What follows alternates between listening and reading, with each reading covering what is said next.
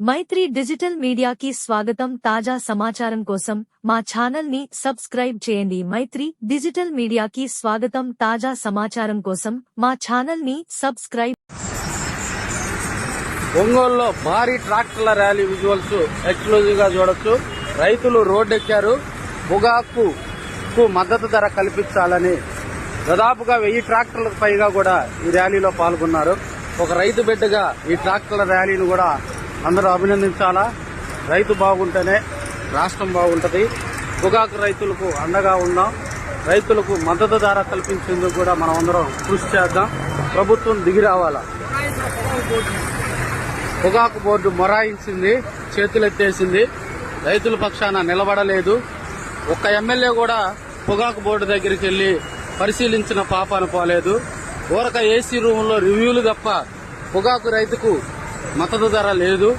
దాదాపుగా 1000 ట్రాక్టర్లు రోడ్డెక్కినాయి అంటే ఒకసారి చూడొచ్చు మీరు ఎక్స్క్లూజివ్ గా విజువల్స్. గతంలో ఢిల్లీలో ట్రాక్టర్ల ర్యాలీ మనం చూడలేదు. ప్రస్తుతం ఒంగోలులో ఇన్ని ట్రాక్టర్లు రోడ్డెక్కడం రాజకీయంగా కూడా చర్చ నడుస్తూ ఉంది.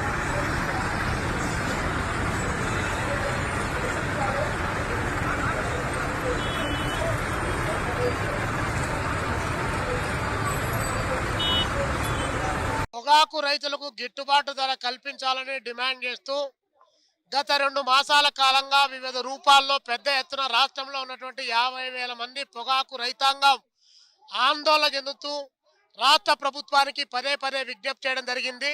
20 రోజుల క్రితం గుంటూరులో ఉన్నటువంటి టొబాకో బోర్డు దగ్గర వేలాది మంది రైతాంగం పోయి చర్చలు జరిపితే చివరి ఆకు వరకు కొనుగోలు చేస్తాం, పొగాకు రైతులు ఇబ్బంది పడాల్సినటువంటి అవసరం లేదని చెప్పి నమ్మబలికారు. కానీ ఇంతవరకు 2 మాసాలు అవుతా ఉన్నా కూడా పొగాకు రైతుల దగ్గర ఉన్నటువంటి పొగాకును కొనుగోలు చేసేటువంటి పరిస్థితి లేదు. పైగా మంత్రివర్గ సమావేశం పెట్టుకొని అందులో 200 రూపాయలకు తక్కువ లేకుండా కొనుగోలు చేయాలని చెప్పేసి ఆయన ప్రకటించడం జరిగింది. కానీ 200 రూపాయలు కొనుగోలు చేయడం అంటే రైతుల యొక్క ఆత్మహత్యలను ప్రేరేపించడం తప్ప మరొక మార్గం లేదు. కనీసం 250 రూపాయలకైనా కొనుగోలు చేయాల్సినటువంటి అవసరం ఉంది.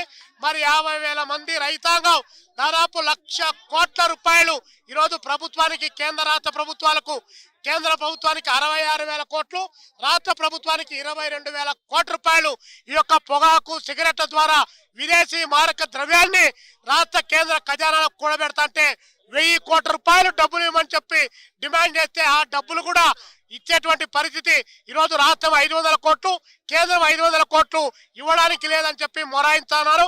మరి కార్పొరేట్ కంపెనీలకు 16,50,000 కోట్ల రూపాయలు వారికి అప్పులు రద్దు చేసి మరి రైతాంగం యొక్క వెన్ను విరుస్తారా? రైతులంటే మీకు ఏమాత్రం కూడా కనికరం లేదా? రైతుల ఆత్మహత్యలు పెరుగుతూ ఉంటే వాటి గురించి మీరు కనీసం అడ్రస్ చేయరా అని చెప్పి రాష్ట్ర ప్రభుత్వాన్ని కూడా అడుగుతాను.